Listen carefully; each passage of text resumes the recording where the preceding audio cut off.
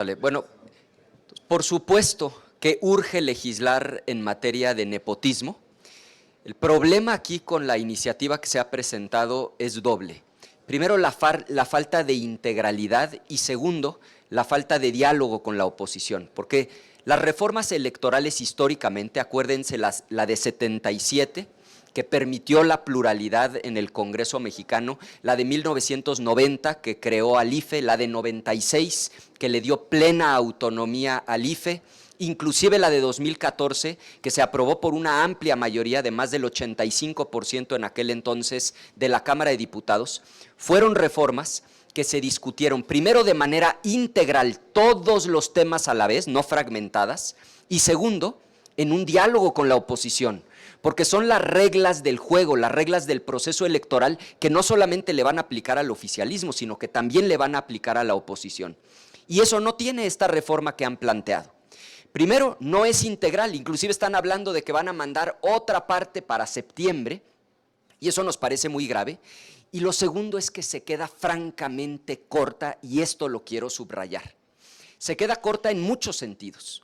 Primero, el propio nepotismo se queda muy corto, porque no está incluyendo al Poder Judicial, donde hay mucho nepotismo, porque no está incluyendo a organismos autónomos, ustedes saben el nepotismo que hay al propio interior del INE, porque no está incluyendo al Poder Ejecutivo, donde también hay muchísimo nepotismo, y no se hace cargo del nepotismo cruzado, porque resulta que no le aplica al que era jefe de gobierno y ahorita es secretario de Estado y quiere poner a la hermana de ministra de la Corte. Ese tipo de situaciones no las regula. Entonces, vayamos a una reforma para combatir el nepotismo, pero una reforma en serio que no simule, que incluya al Poder Judicial, que incluya a los organismos autónomos, que incluya sobre todo al Poder Ejecutivo y que se haga cargo de este nepotismo cruzado donde primos, hermanos, parientes se ayudan desde distintos poderes para poder ocupar cargos de enorme relevancia.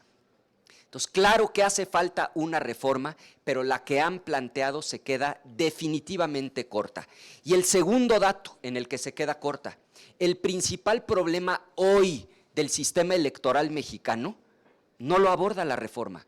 Hoy el principal problema, por mucho, se llama sobrerepresentación, porque lo que sucedió es que Morena sí ganó la elección con el 54% de los votos. Pero ¿cómo puede ser que saquen el 54% de los votos y se queden con más del 75% del Congreso de la Unión, lo que les permite modificar la Constitución literalmente de manera unilateral y como se les pegue la gana? Ese es hoy el principal problema que tiene el sistema electoral mexicano y que urge corregir. Entonces, la posición de Acción Nacional es: vamos a una reforma electoral, pero que sea, uno, integral, vamos a analizarla completa, y dos, vamos a entrarle a los temas, pero sin simulación. Vamos a prohibir el nepotismo, pero en serio, y abordemos lo que hoy es por mucho el principal problema del sistema electoral, que es la sobrerepresentación. O sea, sacan el 54%, la oposición prácticamente la mitad de los votos con el 46%, y resulta que estos señores se adueñan del Congreso de la Unión y hacen lo que se les pega la gana modificando la Constitución y todo tipo de leyes secundarias. Esa es por ahora la posición del grupo parlamentario del PAN. El día de mañana lo vamos a abordar en nuestra previa y estaremos determinando el sentido del voto en breve, pero sin duda pondremos sobre la mesa estos dos aspectos que he señalado: que sea integral y que de veras vayamos a fondo en el tema de nepotismo, pero sobre todo en el tema de la sobrerepresentación. Estoy a sus órdenes por si hubiera algún comentario. Gracias, coordinador. En primera instancia le pregunta Verónica Macías, del Heraldo Televisión. Hola, senador, buena tarde. Quisiera preguntarle en ese sentido si van a presentar como Acción Nacional alguna iniciativa que abarque justamente este nepotismo cruzado y también la sobrerepresentación, si ya tienen alguna iniciativa, y ahorita le hago la otra pregunta. Estamos, de hecho, ya trabajando en un documento porque vamos a presentar una propuesta formal en los términos en los que ahora lo he señalado. Parte del problema es la urgencia con la que el oficialismo quiere sacar este asunto. Hoy tuvimos junta directiva en la mañana, pretenden que mañana se vote en comisión y que tan pronto como pasado mañana se esté ya votando en el Pleno. Eso no da margen a que podamos discutir un planteamiento que sea, uno, integral, que abarque todos los temas que traemos pendientes, pero dos, que de veras vaya a fondo, que evite el nepotismo, pero en serio, y que se haga cargo del tema de la sobrerepresentación, que es absolutamente insostenible en nuestro país. Y la otra cuestión es preguntarle sobre esta elección que tendrá Durango y Veracruz en este 2025, que va a estar a la par de pues esta también elección del Poder Judicial. Quisiera preguntarle la complejidad de estas elecciones, dado que el foco pues va a estar sobre todo en el Poder Judicial, y como Acción Nacional, ¿qué estrategia van a tener ante este escenario? Vi que en Veracruz van sin alianza y en Durango todavía lo están bien. Empiezo por la judicial. Lo que va a haber en junio no es una elección. Lo que va a haber en junio es una farsa, una tomadura de pelo, un engaño. La elección ya sucedió, porque Morena se adueñó de los comités de evaluación, por lo tanto ya filtró a los candidatos, ya escogió a los que son prácticamente incondicionales del régimen, ya violó la ley con sus famosas tómbolas, metiendo menos nombres de los que la propia ley obligaba, y ya seleccionaron a los suyos. Es decir, los que mandaron el 12 de febrero al INE ya son los candidatos de Morena. Ya es irrelevante por quién vote la gente en junio. Están engañando a la población, es un fraude esa elección y en términos prácticos implica el fin de la división de poderes. Hagámonos a la idea. Con este fraude, con esta trampa, con esta farsa, Morena va a tener el control total y absoluto del Poder Judicial. Sobre el tema de las elecciones, ahora mismo, en paralelo, están dando rueda de prensa en el Comité Ejecutivo Nacional. Eso será algo que seguramente el propio presidente del partido, por ser un tema estrictamente electoral, él lo va a plantear. Lo que hasta ahora es público es que el PAN ha decidido apostar por sí mismo en Veracruz, es decir, no habrá coalición con otras fuerzas políticas, y en el caso de Durango entiendo que está todavía a nivel de órganos directivos del partido la discusión, y seguramente el presidente del partido lo estará procesando primero en los órganos del partido de manera democrática y después anunciando a los medios de comunicación. ¿Una elección compleja por esta situación? Bueno, va a ser una elección que efectivamente va a tener la complejidad de que debe coexistir con una elección absolutamente fraudulenta como es la elección judicial, y esto va a traer ciertamente una complejidad adicional a las ya de por sí complicadas elecciones que vamos a enfrentar tanto en Veracruz como en Durango. Seguramente la elección judicial va a venir a incrementar el conflicto, toda vez que es una elección arreglada, amañada y absolutamente fraudulenta la judicial. Araceli Rivera, del financiero Bloomberg. Senador, buenos días. Dos preguntas. Me gustaría su punto de vista acerca de que este fin de semana el INE dio a conocer las listas de los candidatos a la elección del 1 de junio y traen muchos errores y todos recaen en el Senado, desde la judicial, que aunque ellos no hicieron la elección, sí la insaculación, y también en el legislativo hay magistradas que dan a conocer en sus cuentas de Twitter que ellas declinaron desde un inicio, o vienen mal los apellidos o no traen números de contacto y todo recae en el Senado. Su opinión, por favor. ¿Y la segunda cuál es o después? Después. Esto viene a confirmar que esta elección es un fraude, una trampa, un embuste, un cochinero, pero que además está mal hecha. Porque ¿cómo se les ocurre mandar una serie de nombres de supuestas candidatas y candidatos donde no hay ni siquiera un teléfono de contacto, un correo electrónico, la CURP, con la cantidad de homónimos que sabemos que existen en nuestro país? Entonces, además de tramposos, son muy mal hechos. Es increíblemente sucio lo que este proceso de la elección judicial ha sido. Entonces, nosotros lo confirmamos. Lo que va a ocurrir en junio es una farsa, es una trampa, pero además una trampa mal hecha, llena de errores, llena de omisiones, y nosotros hacemos un llamado a que la gente tenga claro que lo que va a ocurrir en junio no es una elección, sino la confirmación de un fraude que desde un principio ellos planearon y han venido ejecutando. Senador, y le quiero preguntar su opinión sobre el diagnóstico que hicieron en su partido al interior y que pues reconocen ustedes mismos o quien lo hizo que el PAN enfrenta la crisis más grave desde su fundación. Su opinión, por favor. Sí, yo celebro este ejercicio de autocrítica que está haciendo el PAN. Creo que habla muy bien de la nueva dirigencia del PAN encabezada por Jorge Romero, porque es una realidad y lo hemos dicho. Claro que hoy estamos viviendo una crisis política por partida triple. Por supuesto que al interior de los partidos de oposición, y eso incluye al PAN, a nivel del oficialismo, porque tenemos una mayoría ensoberbecida que está haciendo todo tipo de atropellos como el de la reforma judicial, pero también en un nuevo entorno internacional en donde el populismo va ganando terreno, donde los extremos se están fortaleciendo. Entonces, yo celebro que el PAN sea un partido político que sí reconoce que tiene que reinventarse. El llamado es muy claro, reinventarse o morir, y me parece que habla muy bien de la nueva dirigencia nacional el reconocer el problema, porque el primer paso para arreglar cualquier problema en la vida y en la política es reconocerlo.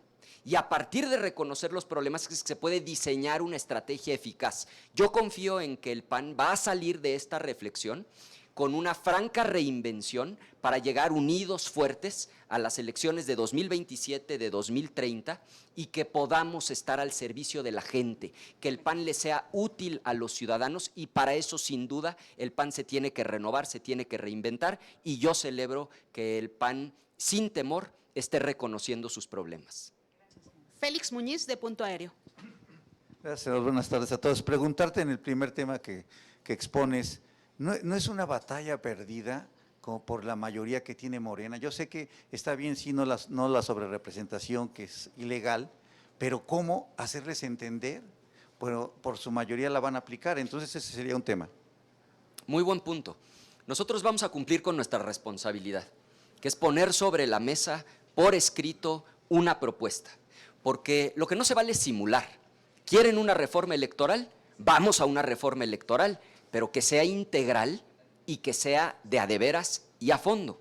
Y eso implica acabar con la sobrerepresentación. O sea, no es aceptable que saquen el 54% de los votos y tengan más del 75% del Congreso, cuando la oposición sacó prácticamente la misma cantidad de votos con el 46%. Y tampoco es aceptable que de dientes para afuera digan que quieren combatir el nepotismo, pero lo siguen permitiendo en el Poder Judicial, en el Poder Ejecutivo, y tenemos casos verdaderamente escandalosos de nepotismo cruzado, en donde los parientes se están ayudando a ocupar distintos cargos de poder. Si vamos a una reforma electoral, que sea integral y que sea a fondo. Sí, de llegarse a concretar, que parece ser que no necesito no ser pitonizo, ¿se concretaría un autoritarismo en base a una democracia? En este caso sería una simulación, porque hacen como que van contra el nepotismo, pero lo siguen permitiendo al interior del INE, lo siguen permitiendo al interior del Poder Judicial, lo siguen permitiendo al interior del Poder Ejecutivo, y siguen permitiendo estos casos escandalosos de nepotismo cruzado, en donde dirigentes partidistas apoyan a sus parientes para ocupar distintos cargos, donde el hermano del expresidente también lo tienen colocado en la administración pública. Es decir, lo que sería un acto de burda simulación. Y otro tema, el de los transportistas, que parece ser que viene un caos terrible a la ciudad. Yo pensé que ya se iban a acabar ese tipo de problemas con el gobierno que se instaló, pero parece ser que ahora es súper mayor este tema. ¿Qué es lo que hay que hacer ahí, senador? Lo que hay es muchísimo desorden en el país, porque este gobierno ha descuidado su responsabilidad. Lo vemos en las áreas de salud, donde millones de personas reciben la receta, pero no les surten los medicamentos. Han dejado de veras en los huesos al sistema de salud. Las carreteras en el país están despedazadas porque son pésimos administradores, han despilfarrado el recurso público. Miren, ya salieron los datos oficiales. Cerramos 2024 con un déficit fiscal, lo que llaman requerimientos financieros del sector público, o sea, la deuda total de 2.5 billones de pesos. Nada más para dimensionar, el gobierno gasta cada año 9 billones. De esos 9, 5 son impuestos que paga la gente, principalmente impuestos sobre la renta e IVA. 2 son otros ingresos que incluyen a Pemex, a CFE. Y 2.5 de esos 9 es dinero que el gobierno no tenía, que pidió prestado, nos endeudó a todas y a todos los mexicanos para además malgastarlo, porque dijeran ustedes, bueno, es que tenemos un sistema de salud como el de Dinamarca, las carreteras están en muy buen estado, vivimos seguros, en paz, hay tranquilidad, seguridad pública, pero no, el país está en llamas, la inseguridad peor que nunca, no hay medicamentos, las carreteras despedazadas y encima de eso nos están endeudando. Por eso vamos a insistir en el tema de la sobrerepresentación, porque cuando a una fuerza política se le da todo el poder, lo que termina pasando es que abusan de ese poder en perjuicio de la gente. Y una tercera que la hace Rubén Arizmendi de Reporte Índigo por Mi Conducto, te pregunta, ¿qué opina de las mesas de alto nivel entre México y Estados Unidos? ¿Serían los pros y contras de las mesas? Lo que nosotros creemos es que se debe de abrir un diálogo a nivel parlamentario. El PAN está preparando una propuesta que vamos a dar a conocer el día de mañana y que tiene que ver justamente con retomar el diálogo a nivel del poder legislativo, porque efectivamente con Trump en la presidencia van a ser 4 años de huracanes. Ya vimos que impuso aranceles al acero y al aluminio, sabemos que lo pospuso, pero que siguen sobre la mesa el 25% de aranceles. Hemos visto cómo está apretando particularmente a las armadoras de vehículos, que ustedes saben generan millones de empleos en nuestro país, ha amenazado con un nuevo impuesto a partir del 2 de abril, y hemos visto ya las reacciones, por ejemplo, del director general de Nissan, diciendo que ellos sí están valorando cerrar las plantas en México. Es decir, hay que entender que el problema es verdaderamente grave, que puede tener consecuencias catastróficas para la economía mexicana y nos parece que el Poder Legislativo debe abrir un diálogo con sus pares en los Estados Unidos. Mañana vamos a presentar esa propuesta. Pero de hecho hay impactos económicos graves para la sociedad mexicana. El daño ya está hecho, porque en la realidad el Tratado de Libre Comercio pasó a ser hasta cierto punto letra muerta, en la medida en la que de manera unilateral un país amenaza un día sí y el otro también con imponer aranceles, violando el Tratado de Libre Comercio, pues lo que está haciendo en los hechos es desconocerlo. Eso está generando enorme incertidumbre. Vean los indicadores oficiales del INEGI, la inversión está desplomada y esto en el mediano plazo puede traer consecuencias graves para la economía mexicana. Por eso la insistencia en no minimizar el problema económico que se nos viene con Trump. Ángel Gallegos, de Azteca Noticias. Senador, ¿cómo está?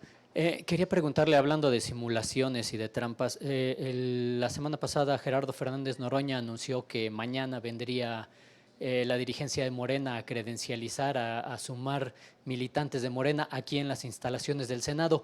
¿Esto es normal en instituciones democráticas como lo debería ser el Senado? A nosotros nos parece que esto es parte de la soberbia de un régimen que ya no distingue entre los partidos políticos y las instituciones de la República. Han borrado todas las fronteras. En el fondo es la misma lógica de apropiación del Poder Judicial. O sea, la lógica de ellos es que son los dueños de todo y por lo tanto pueden usar el Senado de la República como si fueran las oficinas alternas de su partido y pueden tomar por asalto el Poder Judicial para convertirlo en un apéndice del régimen. Esto es una muestra de la soberbia, de la falta de respeto a las instituciones republicanas y por eso vamos a insistir, justamente por eso, en esta iniciativa para prohibir la sobrerepresentación. No es sano que un partido político tenga todo el poder, porque la tendencia es a abusar del poder, a borrar todas las fronteras y a no respetar espacios que corresponden o a la República o en este caso a otro poder como es el Poder Judicial al que pretenden dominar. Con respecto a la pregunta que hizo mi compañero, si lo hace Morena, lo puede hacer el PAN, el PRI y Movimiento. Todos pueden venir a afiliar aquí, ¿está usted de acuerdo? De poder sí, el asunto es que lo que la sensatez indica es que sepamos distinguir dónde son los espacios para la actividad partidista y dónde son los espacios para el ejercicio del poder público, en donde lo que se construyen no son bienes partidistas, sino bienes públicos en beneficio de la gente. O sea, si lo hicieran en el Parque Luis Pasteur o aquí afuera en la calle Reforma no había problema, pero definitivamente adentro de las instalaciones sí está mal. Es que es una muestra de esta soberbia de un régimen que está completamente desbordado, que ya no respeta espacios, que así como toma por asalto el Poder Judicial y ahora lo va a controlar por completo, así como ahora ya también controlan el INE, así como recolonizaron la Comisión Nacional de los Derechos Humanos con una incondicional suya, en esa misma tónica creen que el Senado de la República son las oficinas alternas de Morena. Nos parece una absoluta falta de respeto, pero sobre todo nos parece que es un síntoma de esta descomposición de un partido ensoberbecido y desbordado. Oiga, senador, ¿y el que vengan mañana a hacer su oficina alterna no viola el artículo 134 constitucional? Bueno, habría que revisarlo, pero miren, el problema de fondo, otra vez, es la sobrerepresentación, porque a partir de la sobrerepresentación tienen el control total de los órganos, en este caso del legislativo. ¿Pero qué vamos a hacer? ¿Impugnarlos? ¿Ante quién? ¿Ante un poder judicial que ellos también dominan? Ese es el problema. Por eso decimos que estamos ante una verdadera crisis constitucional, porque ya no hay contrapesos. Se pueden dar el lujo de decir que van a desconocer una resolución de la Corte antes de que la Suprema Corte haya dictado la resolución, si o no lo hicieron la semana pasada. Entonces, no tiene límites este régimen. Por eso lo que urge en materia electoral es prohibir la sobrerepresentación. Si sacan el 54% de los votos, que tengan el 54% del Congreso. Eso va a permitir que siga habiendo equilibrios, que no puedan modificar la Constitución a su antojo, que no dominen otros poderes, que haya equilibrios y contrapesos que son saludables para la democracia. Así es, amigos de Netamex Noticias, como Ricardo Anaya y el PAN están acabados, pues Ricardo Anaya salió a llorar por la reforma de la presidenta Claudia Sheinbaum en contra del nepotismo. También están desesperados porque ya no pueden parar a la Cuarta Transformación. Ahora estos prianistas argumentan que Morena y aliados están sobrerepresentados. También hay una crisis enorme dentro del PAN, se están quedando solos. Deja tu comentario, ¿qué opinas sobre esto que dijo Ricardo Anaya? Bueno amigos, hasta aquí con la nota de hoy. Deja tu comentario, ¿qué tal te pareció esta información? Y si no te has suscrito al canal, suscríbete que es totalmente gratis. Que tengas un excelente día.